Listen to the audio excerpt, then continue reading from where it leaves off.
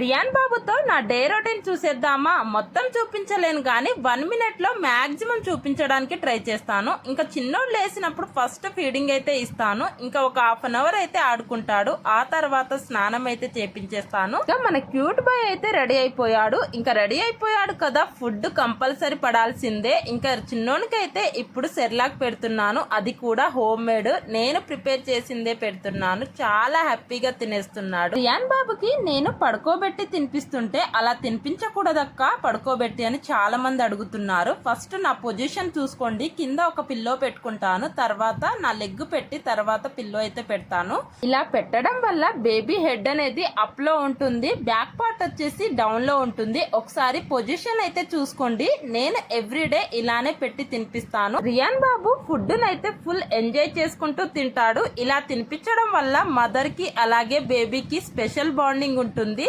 వీలైతే బర్ఫింగ్ కూడా చేయండి లాస్ట్ లో, ఫుడ్ అంతా కంప్లీట్ అయిపోయాక. ఎలాంటి డైజెషన్ ప్రాబ్లం అయితే ఉండదండి.